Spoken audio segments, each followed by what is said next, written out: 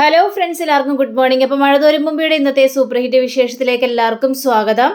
അങ്ങനെ നമ്മുടെ ഈ ശിവൻ നേരെ വൈജിയുടെ അടുത്തേക്ക് കയറി വന്നിരിക്കുക. അപ്പോൾ വൈജിയോട് പറയാണ്, നിന്റെ ഭർത്താവും മക്കളൊക്കെ എവിടെ പോയെന്ന് നിനക്ക് വല്ല അറിവുണ്ടോ എന്ന് ചോദിച്ചപ്പോൾ, ഞാൻ എന്തിനാ അവരുടെ കാര്യം തിരക്കുന്നത്, അവരെൻ്റെ കാര്യം തിരക്കാറില്ലല്ലോ, അപ്പോൾ പിന്നെ ഞാൻ അവരുടെ കാര്യം തിരക്കേണ്ട ആവശ്യമില്ലല്ലോ എന്നൊക്കെ ഇങ്ങനെ പറയാം. എന്നിട്ട് കഴിഞ്ഞപ്പോഴേക്കും നിനക്കൊക്കെ എങ്ങനെ തോന്നുന്നു വൈജെ ഇങ്ങനെ സംസാരിക്കാനായിട്ട്? ഞാനേ കടപ്പാട്ടൂർ പോയിട്ടുണ്ടായിരുന്നു. അവിടെ ചെന്ന് കഴിഞ്ഞപ്പോഴേക്കുമേ ബാലകൃഷ്ണനില്ല. എങ്ങോട്ട് പോയെന്ന് ഒരു വിവരവുമില്ല. അവിടെ ഗോവർദ്ധനം വന്നിട്ടുണ്ടായിരുന്നു. ഗോവർദ്ധനും ബാലകൃഷ്ണനും കൂടിയാണ് പോയത്. എങ്ങോട്ട് പോയെന്ന് അത് എന്നോടാ ചോദിക്കേണ്ടത്. എങ്ങോട്ട് പോയെന്ന് ഭാര്യ ആ വീട്ടിൽ നിന്ന് ഇറങ്ങി പോകുമ്പോൾ ആലോചിക്കണം, ഭർത്താവും മക്കളൊക്കെ ഉണ്ടെന്ന്, അതിനെക്കുറിച്ചൊക്കെ ചിന്തിക്കണം. തുടങ്ങിയപ്പോഴേക്കും ശിവേട്ടൻ എന്തിനാ എന്നോട് ഇങ്ങനെ ചൂടായി കയറുന്നത്? എനിക്കതിൻ്റെ കാര്യമില്ല. അവരെന്നെക്കുറിച്ച് അന്വേഷിക്കുന്നില്ലേ, എൻ്റെ കാര്യങ്ങൾ അവർ തിരക്കാറ് പോലുമില്ല. പിന്നെ ഞാൻ എന്തിനാണ് അവരുടെ കാര്യം തിരക്കുന്നതെന്നേ? എങ്കിൽ പിന്നെ നിൻ്റെ മക്കളുടെ കാര്യങ്ങൾ നിനക്ക് ചിന്തിക്കാൻ പാടില്ലേ? ആ 3 മക്കളും എങ്ങോട്ടാണ് ഇറങ്ങിപ്പോയെന്ന് നിനക്കൊന്ന് ചോദിക്കാൻ പാടില്ലേ?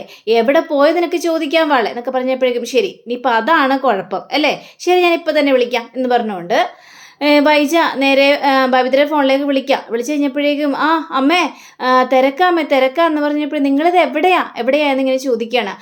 ഞങ്ങളെ സിനിമാ തിയേറ്ററിലാണ് എന്ന് പറയുകയാണ്. ഇത് കേട്ട് കഴിഞ്ഞപ്പോഴേക്കും, കേട്ടല്ലോ, അവർ സിനിമയ്ക്ക് പോയതാണ്, അല്ലാതെ വേറെ എങ്ങും പോയതല്ല. നീ അതും പ്രതീക്ഷിച്ചിരുന്നു അവർ സിനിമയ്ക്ക് പോയതാണെന്ന്.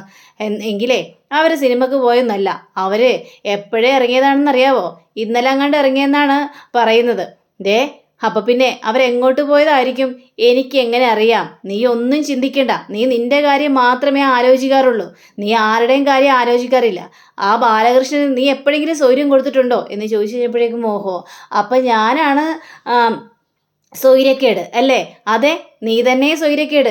പിന്നെ ബാലകൃഷ്ണൻ്റെ അത്രയൊന്നും അനുഭവിക്കേണ്ട ഗതികേട് എനിക്ക് വന്നിട്ടില്ല. ഇത് കേട്ട കമലയാണെങ്കിൽ, ഓഹോ അപ്പം നിങ്ങൾ എനിക്കിട്ടൊന്ന് വെച്ചതാണല്ലോ, അപ്പം ഞാനും വൈജിയെ പോലെ ആണെന്നാണ് അർത്ഥം. നിങ്ങളെ സൗകര്യം കെടുത്താൻ വേണ്ടി വന്നവളാണ് ഞാനെന്നുമാണ് നിങ്ങളുടെ അർത്ഥം. ഇതല്ലേ നിങ്ങൾ പറഞ്ഞു വരുന്നത്? എൻ്റെ പൊന്ന് കമലേ, അതല്ലേ ഞാൻ പറഞ്ഞു വരുന്നത്. നിന്നെ കല്യാണം കഴിച്ച് കുറച്ച് നാൾ കഴിഞ്ഞപ്പോഴേക്ക് ഞാൻ ദുബായിലേക്ക് പോയി. അതുകൊണ്ട് നിന്നെ ഒരുപാട് അനുഭവിക്കേണ്ട ഗതികേടൊന്നും എനിക്ക് വന്നിട്ടില്ല. പക്ഷേ ബാലകൃഷ്ണൻ അങ്ങനെയല്ലല്ലോ. 13 വർഷമായിട്ട് വൈജയെ അനുഭവിച്ചു കൊണ്ടിരിക്കുകയല്ലേ.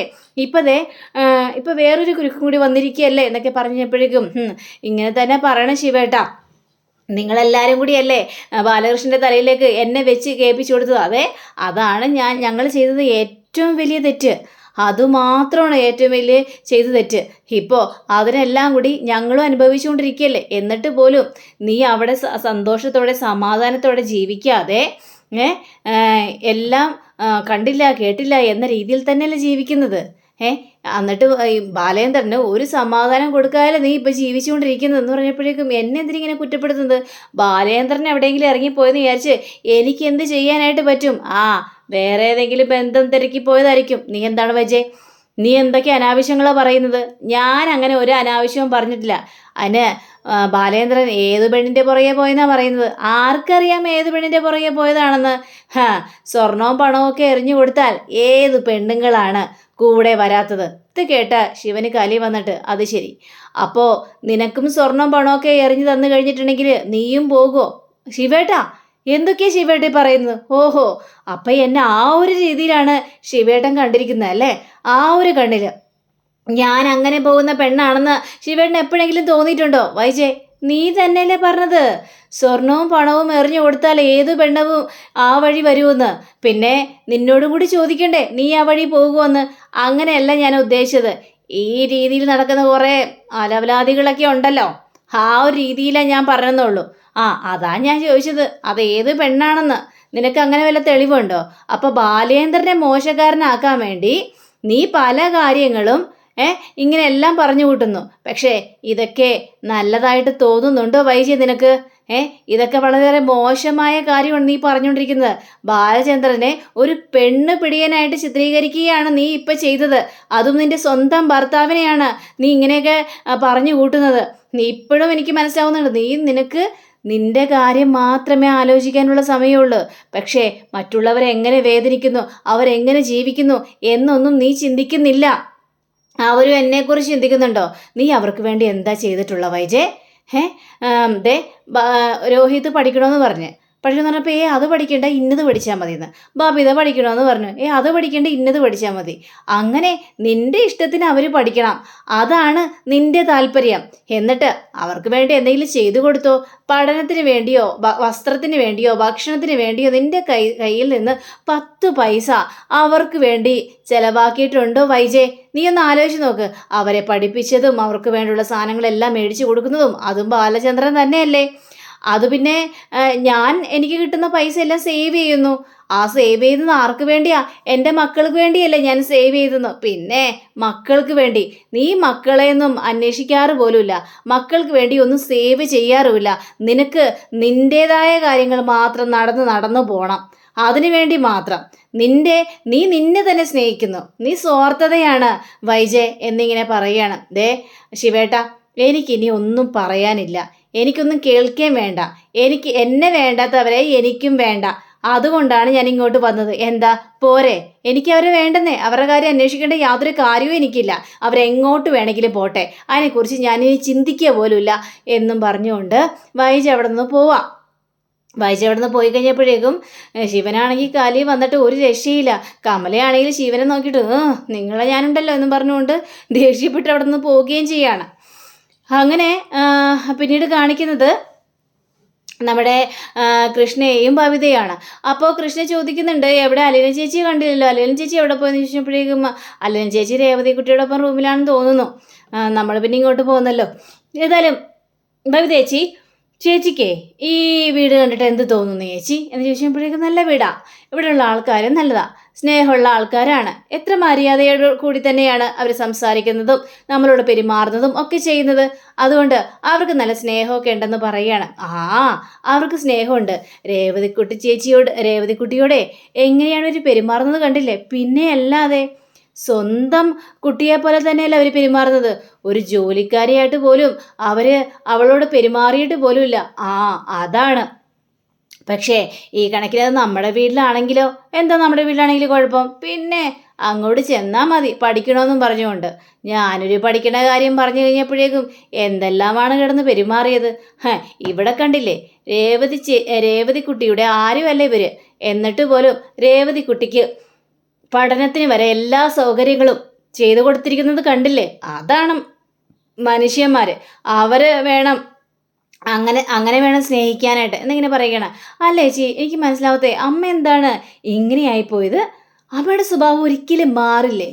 അപ്പോഴേക്കും ബബിതയാണെങ്കിൽ അമ്മ മനസ്സിൽ എന്തൊക്കെയോ കരുതിയിട്ടുണ്ട് കൃഷ്ണമോളെ, അല്ലെങ്കിൽ ഒരിക്കലും അമ്മ ഇങ്ങനെ പെരുമാറില്ല. അമ്മയുടെ ഉള്ളിൻ്റെ ഉള്ളിൽ സ്നേഹം ഉണ്ടെന്നാണ് എൻ്റെ ഇപ്പോഴും വിശ്വാസം. പിന്നെ സ്നേഹം, ഭയങ്കര സ്നേഹമാണ് അമ്മയുടെ ഉള്ളിൽ മുഴുവനെ. പിശാശ്. ആ പിശാശ് ഒരിക്കൽ ദൈവമായി മാറുന്നത് നമുക്ക് കാണാം. പിന്നെ കാണും. അത് കാത്തിരുന്ന് നോക്കിയാൽ മതി, ഇപ്പം തന്നെ കാണും. ഒന്ന് പോ ബബിതേച്ചി. അല്ല ബബിതേച്ചി എങ്ങനെയാ ബബിതേച്ചി ഇങ്ങനെ അമ്മ അങ്ങനെ ആയി മാറിയത്? ചേച്ചിയെ പോലെ അമ്മയൊന്നും മാറിയാൽ മതിയായിരുന്നു. അതുവരെ എപ്പോൾ കാത്തിരിക്കുമാവോ? എൻ്റെ ഓർമ്മ വെച്ച നാൾ മുതൽ അമ്മ ഇങ്ങനെയാച്ചി. എപ്പോൾ നോക്കിയാലും വഴക്കും വക്കാണും മോന്തയും ഉരുപ്പിച്ച് നടക്കലും അച്ഛനോട് ഒരു റെസ്പെക്റ്റ് ഇല്ലാതെ സംസാരിക്കുകയും ഒക്കെ ചെയ്യുന്ന ഒരാളായിട്ടാണ് എനിക്ക് തോന്നിയിട്ടുള്ളത്. ഇനിയിപ്പോൾ ചേച്ചി ജനിച്ചതിൽ പിന്നെയാണോ ഇങ്ങനെയൊക്കെ സംഭവിച്ചത്? എടി ഒരുപാട് കിടന്ന് സംസാരിക്കാൻ നിൽക്കല്ലേ, കിടന്നുറങ്ങാൻ നിൽക്ക്. ശരി. ചേച്ചിയുടെ സ്വഭാവം തന്നെയായിരിക്കും. അതുകൊണ്ടാണല്ലോ മുടിയൻ എന്ന രീതിയിൽ തന്നെ ചേച്ചി പോയത്, മുടിയൻ്റെ വാക്കുകളിൽ വീണ് പോയത്. എടി നീ കിടന്ന് ഉറങ്ങുന്നുണ്ടോ? എൻ്റെ കയ്യിൽ നിന്ന് വാങ്ങണോ എന്ന് പറഞ്ഞപ്പോഴേക്കും ശരി. അപ്പം ഇങ്ങനെ ഒരു കിടക്കുമ്പോൾ പെട്ടെന്ന് പവിത്ര ഫോണിലേക്ക് റിങ് അടിക്കാൻ. മുടിയനായിരിക്കും വിളിക്കുന്നത്. നിന്നെ ഞാനൊരു വീക്ക് വെച്ചിരുന്നാലുണ്ടല്ലോ അടുത്ത് നോക്കിയാൽ അയ്യോടി ഇത് അമ്മയാണല്ലോ. അമ്മയോ? അതെന്താ ഈ രാത്രി അമ്മ ഈ സമയത്ത് വിളിക്കുന്നത്? മനസ്സിലാവുന്നില്ലല്ലോ. തിരിച്ച് വിളിക്കണോ? വിളിക്ക്. ഇനിയിപ്പോൾ കമല ആൻറ്റിയുടെ കയ്യിൽ നിന്നും എന്നെ രക്ഷിക്കണേ എന്ന് പറയാനായിരിക്കും അമ്മ വിളിക്കുന്നത്. അതുകൊണ്ട് ഒന്ന് എടുത്തു നോക്ക്, നമുക്കറിയാലോ കാര്യങ്ങളെല്ലാം. ഫോൺ കണ്ടിട്ട് തിരിച്ച് വിളിച്ചിട്ട് അമ്മ എന്താ അമ്മ വിളിച്ചത്? അതെ നിങ്ങൾ എവിടെയാ? എടുത്തപ്പോൾ തന്നെ ചോദ്യങ്ങളാണല്ലോ ഇങ്ങോട്ട് ചോദിക്കുന്നത്. എന്നാ ചോദിക്കണം, നിങ്ങൾക്ക് സുഖമാണോ, നിങ്ങൾ ഭക്ഷണം കഴിച്ചോ, നിങ്ങൾക്ക് അവിടെ ഓക്കെ അല്ലേ എന്നൊക്കെ ചോദിക്കുന്ന നേരം കൊണ്ട് നിങ്ങൾ എവിടെയാ എന്താ എന്നൊക്കെ ഇങ്ങനെ ചോദിക്കുന്നത്. അതെ നീ എന്നെ കൂടുതൽ പഠിപ്പിക്കാൻ നിൽക്കണ്ട, ഞാൻ ചോദിക്കുന്നതിനുള്ള മറുപടി പറഞ്ഞാൽ മതി. നിങ്ങൾ എവിടെയാണെന്ന് ഞാൻ ചോദിച്ചത്. അത് പിന്നെ ഞങ്ങൾ പാലാരിവട്ടത്ത്. പാലാരിവട്ടത്തോ? പാലാരിവട്ടത്ത് എവിടെ?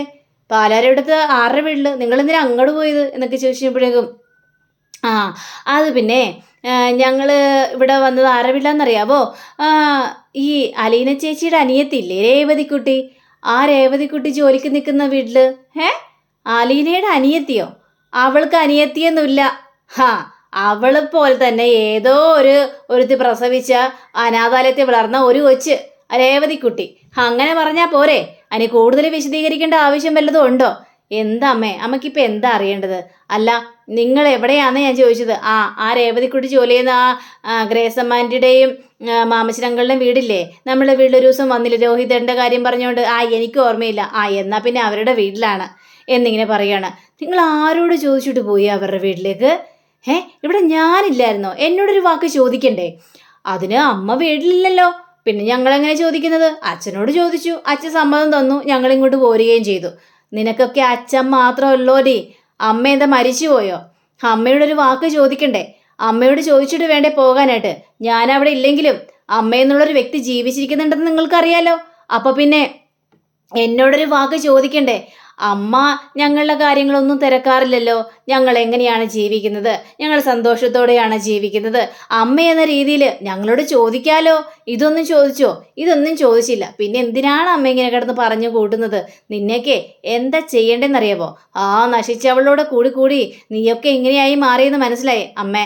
അലീന ചേച്ചിയെ നശിച്ചവള് എന്നൊന്നും പറയരുത് അമ്മേ. കാരണം ഏതായാലും ആ ജയിലിൽ കിടക്കുന്നവനില്ലേ, അവനേക്കാളും നല്ലതാണ് അലീന ചേച്ചി. അപ്പോഴേക്കും കൃഷ്ണമോളും പറയാണ്, അമ്മയ്ക്ക് വേറെ ഒരു പണിയില്ലേ? ഏത് സമയം അലീന ചേച്ചിയുടെ നെഞ്ചത്ത് കയറിയിട്ട് അമ്മയ്ക്ക് എന്താ പ്രശ്നം സംഭവിക്കാനായിട്ട് പോകുന്നത്? അലീന ചേച്ചി ഞങ്ങൾ നല്ല രീതിയിൽ തന്നെയാണ് മുന്നോട്ട് കൊണ്ടുപോയിക്കൊണ്ടിരിക്കുന്നത്. നീ മിണ്ടരുത് കൃഷ്ണേ. നീ കാരണം ഇതിനെല്ലാത്തിനും കാരണം നീയാണ് കുടുംബത്തിലെ പ്രശ്നങ്ങൾ ഉണ്ടാക്കിയത്. നീ ആ അലീനയെ സപ്പോർട്ട് ചെയ്ത് ആ കുടുംബത്തിൽ വലിയ പ്രശ്നം ഉണ്ടാകാൻ കാരണക്കാരി തന്നെ നീയാണ്. അയ്യോ, ഞാനൊന്നും പറയുന്നില്ലേ, എനിക്കിനിയൊന്നും സംസാരിക്കാൻ വേണ്ട എന്നും പറഞ്ഞുകൊണ്ട് അപ്പോഴേക്കും ബബിതയാണെങ്കിൽ അമ്മയുടെ പറച്ചിലൊക്കെ കഴിഞ്ഞോ? എങ്കിലേ എനിക്കൊന്ന് ഉറങ്ങണം. ഉറങ്ങിക്കോ. ഞാനാണല്ലോ ഇപ്പം എല്ലാവർക്കും ശല്യം, അതുകൊണ്ടാണല്ലോ ഉറങ്ങിക്കോ. ശരി അമ്മേ, ഗുഡ് നൈറ്റ് എന്ന് പറഞ്ഞുകൊണ്ട് ഫോൺ വയ്ക്കുക. അത് വൈജയ്ക്ക് ഭയങ്കര കലിയും വന്നു. അപ്പോൾ എന്തായാലും എന്ത് ചെയ്യാനാണ്? അപ്പോൾ ബബിത ഇങ്ങനെ സങ്കടപ്പെട്ടിരിക്കുമ്പോൾ കൃഷ്ണമോള് പറയണം, സങ്കടപ്പെടണ്ട കേട്ടോ ബബിതേച്ചി, എല്ലാം ശരിയാവും. ആ മുടിയൻ ഇങ്ങോട്ട് വന്നോട്ടെ, എടി നിന്നെ ഞാനുണ്ടല്ലോ എന്ന് പറഞ്ഞുകൊണ്ട് അവർ സന്തോഷത്തോടെ കിടന്ന് ഉറങ്ങുകയാണ്. അപ്പോൾ പിന്നീട് കാണിക്കുന്നത് നമ്മുടെ കൃഷ്ണമോളെയും അലീനയാണ്. അപ്പോൾ ഇങ്ങനെ നിൽക്കുമ്പോൾ, അതെ നിങ്ങൾ ഉറങ്ങാൻ സമയമായോ? ഞങ്ങൾ കുറച്ചു നേരം കൂടെ കഴിഞ്ഞിട്ട് ഉറങ്ങിക്കോളാം ആൻറ്റി. രേവതിക്കുട്ടി ലൈറ്റ് ഓഫ് ചെയ്യണേ. ആയിക്കോട്ടെ, ഇത്രയും നാളെ ഞാൻ തന്നെയല്ലേ ലൈറ്റ് ഓഫ് ചെയ്തുകൊണ്ടിരുന്നേച്ചത്, പിന്നെന്താണ് ഇപ്പോൾ ഒരു ചോദ്യം? അപ്പോഴേക്കും അലീന, ഇവളെങ്ങനെ സഹിക്കുന്ന ആൻറ്റി? ഇവളെ വായ എങ്ങനെ സഹിക്കുന്നു? ഇതൊക്കെ ശീലമായില്ലേ, ശീലമായതുകൊണ്ട് സഹിക്കുന്നു. അപ്പം മനസ്സിലായല്ലോ, ശീലമാകുമ്പോൾ അങ്ങനെയൊക്കെ സഹിക്കും. അതെ രേവതിക്കുട്ടി, നീ ആ രോഹിത്തിനെ കളിയാക്കുന്നത് നിർത്തിക്കോളണം കേട്ടോ. കൂടുതൽ കളിയാക്കേണ്ട ആവശ്യമൊന്നുമില്ല. അയ്യോടാ, കളിയാക്കിയെന്ന് വിചാരിച്ചിപ്പോൾ എന്താ കുഴപ്പം സംഭവിക്കാൻ പോകുന്നത്? ഞാൻ അങ്ങനെ ഇരട്ടപ്പേരല്ലേ വിളിച്ചത്. അങ്ങനെ ഇരട്ടപ്പേര് ഇപ്പോൾ വിളിക്കണ്ട. ഇങ്ങനെ ഇരട്ടപ്പേര് വിളിച്ചാലേ എൻ്റെ സ്വഭാവം മാറും. അയ്യോ, കുഞ്ഞാങ്ങളെ വിളിച്ചു കഴിഞ്ഞപ്പോഴേക്കും ചേച്ചിക്കത് പിടിച്ചില്ലല്ലോ. അത് ഭയങ്കര ദേഷ്യമാണല്ലോ എന്നൊക്കെ ഇങ്ങനെ പറയാണ്. അതെ ആൻറ്റിക്ക് അറിയോ, ഇവൾക്ക് കൊണ്ടൊരു ഇരട്ടപ്പേര് പറഞ്ഞു കൊടുക്കട്ടെടി. ദേ അലീന ചേച്ചി വേണ്ടായേ. എടി നമ്മുടെ ഗ്രേസം ആൻറ്റി അല്ലേ, അതുകൊണ്ട് പറഞ്ഞോടാ. അപ്പോൾ ഗ്രേസം ആൻറ്റി പറയാ, പറ എന്താ പേര് ചോദിക്കുമ്പോൾ പറയട്ടെ. എന്നാ പിന്നെ പറ. അതേ സ്നേഹനികേതനത്തിലായിരുന്ന സമയത്തെ അവിടെ ഒരു മാവുണ്ടായിരുന്നേ.